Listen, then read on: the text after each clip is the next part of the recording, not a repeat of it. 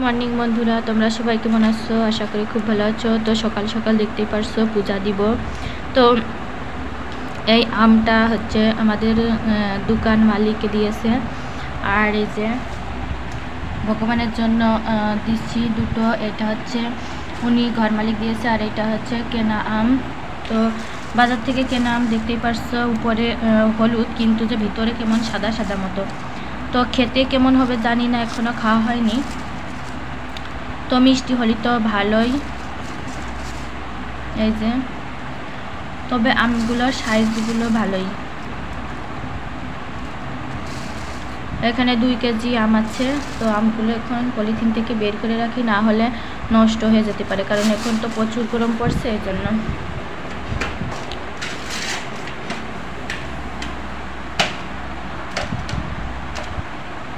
আর এই যে পূজা দেওয়ার জন্য ফুল তুলে নিয়ে এসেছি, আর বেশি একটা ফুল ফোটে না, এখন অল্পই ফুল ফোটে। তো এগুলো দিয়ে পূজা দিব। আর তুলসীর পাতা এখন মানে পাওয়াই যাচ্ছে না, তো তুলসীর পাতাও অল্প কয়েকটা তুলে নিয়ে এলাম, এগুলো দিয়ে এখন পূজা দিব। তো দেখো আমার ছেলে আইসক্রিম বানিয়েছে। এই যে আইসক্রিমের একটা কৌটো ছিল, মানে কিনা হয়েছিল। কিনা হওয়ার পরে এই মুখগুলো আইসক্রিম না বানানোর জন্য হারিয়ে গেছে মানে যেখানে সেখানে। তো সোনা আবার এটা দেখেছে, দেখার পরে এই যে আইসক্রিম বানিয়েছে। আর এই যে এইখানে জল, এটা বাবা কিসের জল দিচ্ছ? এইটা হলো গ্লাসে জল ছিল, আমি হলো শাক দিয়ে এটা পেটে আমি ওইটা হলো পেটেছিলাম, তারপরে এরম সিপিছিলাম, তারপর কলস দিয়ে বেটে ওইটা হলো ওরকম জল হয়েছে। আর এটা হচ্ছে মানে সবুজ আইসক্রিম, আর এটা লাল আইসক্রিম বানিয়েছে। আর এটা কলমি শাক মনে আছে, গাছ দিয়ে আইসক্রিম বানিয়েছে যে বিভিন্ন রকমের। আর এইগুলো হচ্ছে আইসক্রিমের কাঠি, এই যে দেখতেই পারছো সবুজ, তারপরে লাল আইসক্রিমের কাঠি এগুলো। আর ওর গায়ে মানে জ্বর সেরে যাওয়ার পরে হাম উঠেছে, মানে লাল লাল সারা গায়েই উঠেছে, মুখ দিয়ে, হাত পায়ে, পেট দিয়ে। তো এই জন্য মানে সব কিছু খাওয়াতে, এগুলো ছোট এগুলো বড় বড় করেছি, এই জন্য সব কিছু খাওয়ানোও যাচ্ছে না, বেছে বেছে খাওয়াতে হচ্ছে। আর ওর জন্য সকালবেলা লুডুস রান্না করেছি, তাও খাইনি। তো কি করব, কি খাওয়ানো যাবে, মানে সব কিছু তো আবার খাওয়ানো যায় না, ভাব নাকি পাকে। তো এই জন্য ও খেলাধুলা করছিল যে এইখানে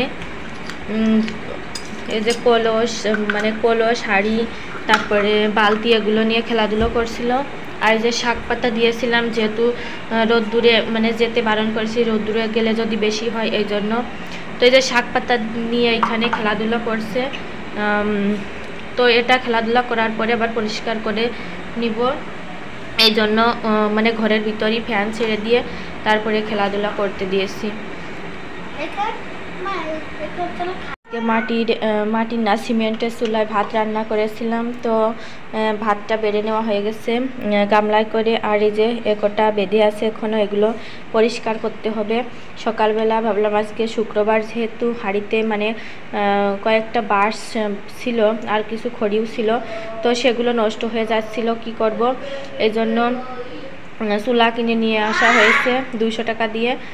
তারপরে মাটির চুলায় ভাবলাম যে রান্না করি সকাল সকাল। তো রান্না করে নিয়ে এসেছি, ভাত রান্না করেছি। আর এই যে প্রসাদে যে আমটা দিয়েছিলাম সেই আমটা কেটে নিয়ে এসেছি। তো এদিকে শোনার জন্য লুডুস রান্না করেছিলাম, আর উচ্ছে আলু দিয়ে ভাজি করেছিলাম সকালবেলা, আর শাক ভাজি করেছিলাম সকালের মতো করে। আবার দুপুরে রান্না করব, তারপরে আবার খাওয়া দাওয়া করা হবে। গতকাল যেহেতু হাটবার ছিল, বাজার করে নিয়ে এসেছে। এখানে পটল আছে, তারপরে এখানে আলু কিনে নিয়ে এসেছে। তো অন্যান্য সবজির থেকে আলুর দামটা অনেক বেশি। আর আলুটা প্রত্যেক মানুষের ঘরে ঘরেই লাগে, মানে কিছু না খেলেও মানে যে কোনো সবজি রান্না করতে একটা হলেও আলু ব্যবহার করা হয়, না হলে যে কোনো সবজি মানে খেতেও ভালো লাগে না। আর আমাদের বাড়িতে আলুটা বেশি খাওয়া হয়। আর এই যে পেঁপে, আর পেঁপেগুলোর চেয়ারাও কিন্তু তেমন একটা ভালো না, তবুও অনেক দাম সবজির। আর এই যে আগের দিন লাল শাকটা মানে ছোটো ছোটো ছিল, অনেকটা ভালো ছিল।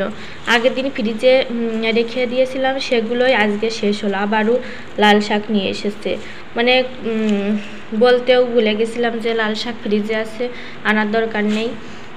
তো এদিকে কলমি শাক দেখতেই পারছো, আনার পরপরই পেকে হলুদ হয়ে গেছে। আর এটার ভিতরে এখন মানুষ যা চালাক হয়ে গেছে, মানে এতটুক আছে, আর এটার ভিতরে মানে কেটে কেটে তারপরে দিয়ে দিয়ে দিয়েছে। এই যে পুঁই শাকের আটি দেখতেই পারছো, বলেছিলাম পুঁই শাক কিনতে, পুঁই শাক দেখতেই পারছো কত বড় আটি। একটু মনে হচ্ছে 2 দিন ভরেও খেলেও শেষ হবে না, এত বড় পুঁই শাকের আটি। আর এদিকে ঢেঁড়স সেজে নিয়ে এসেছে, ঢেঁড়সটা ভাজি খেতে আমার কাছে ভালোই লাগে। আর এই যে কাঁচকলা নিয়ে এসেছে, কাঁচকলা দিয়ে কলমি শাক তরকারি রান্না করলেও খেতে বেশ ভালো লাগে। তো এই ছিল গতকালকে সবজির বাজার।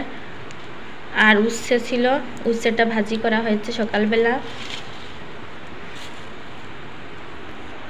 তো আমটা খাওয়ার পরে মানে এতটা ভালো লেগেছে, তো আমের আটিটা মানে রেখে দিয়েছি, ভাবছি যে ছাদে লাগাবো। তো আমটা কিন্তু খেতে খুব সুন্দর ছিল। আর আমাদের বাড়িতে যে আম গাছটা ছিল ঠিক ওই রকম স্বাদ। তো আমাদের গাছে এবার তো একটাও আম ধরেনি, তো ভাবলাম যে আটিটা লাগিয়ে দিই, মানে যদি আম নাও ধরে কোনো দিন তাও সমস্যা নেই, যদি অক্সিজেন দিলেই হবে। তো দেখি লাগিয়ে দেখব মানে হয় কি না, তো হলেই ভালো। আর এই যে দেখতেই পারছো, কালকে কলার মোচা কেটে আমার হাতের অবস্থা একদমই খারাপ, কালো কালো হয়ে গেছে। আর মাটির চুলায় রান্না করলে নখের অবস্থাও একদম খারাপ হয়ে যায়, মানে কালো কালো হয়ে যায়। তো কালি পড়ে যেহেতু এই জন্য